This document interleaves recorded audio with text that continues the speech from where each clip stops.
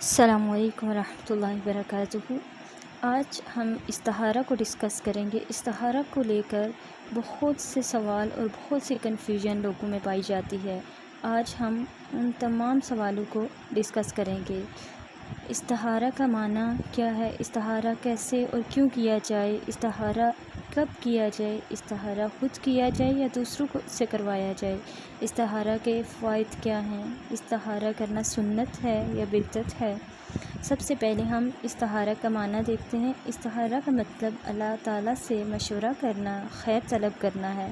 آپ صلی اللہ علیہ وسلم نے اس کی ہمیں تعلیم دی ہے۔ سیدنا جابر بن عبداللہ فرماتے ہیں کہ رسول اللہ صلی اللہ علیہ وسلم ہمیں تمام کاموں میں استخارہ کرنے کی اس طرح تعلیم دیتے جس طرح ہمیں قرآن کی سورت کی تعلیم دیتے۔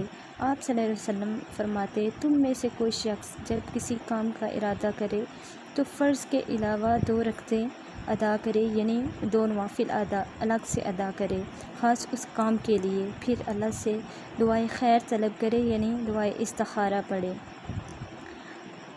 استخارہ کے فوائد کیا ہیں؟ استخارہ کرنے والا شخص کبھی بھی نامراد نہیں ہوتا۔ کچھ لوگ پروفیشنل ہوتے ہیں، استخارہ نکالتے ہیں، یا بعض لوگ کہتے ہیں کہ تم مجھے استخارہ کر کے دو، جبکہ استخارہ کی دعا میں لکھا ہے، اے اللہ، اگر یہ کام میرے دین، معاش اور میرے کام کے انجام کے اعتبار سے میرے لیے بہتر ہے تو میرے لیے مقدر کر دے، اس کو میرے لیے آسان کر دے، پھر اس میں مجھے برکت عطا فرما۔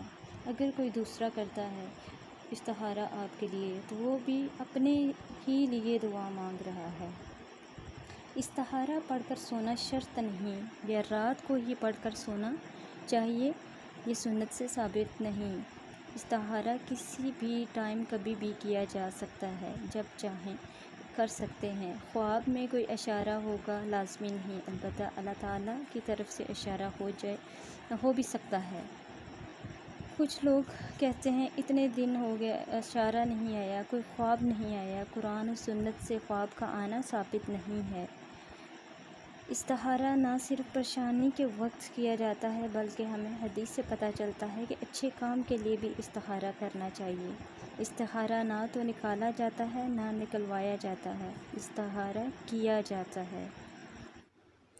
استخارہ کا جب مطلب ہی خیر طلب کرنا اور اپنے رب سے مشورہ کرنا ہے تو کسی قسم کی کنفیوژن نہیں رہنی چاہیے، پھر کسی قسم کے اشارے اور خواب کی طرف دھیان نہیں جانا چاہیے۔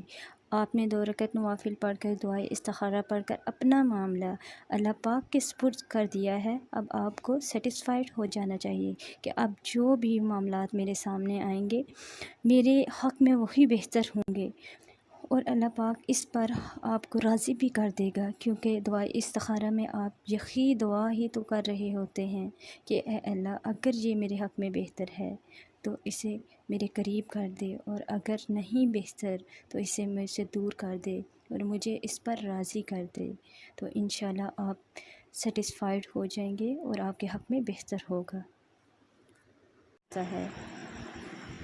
السلام علیکم۔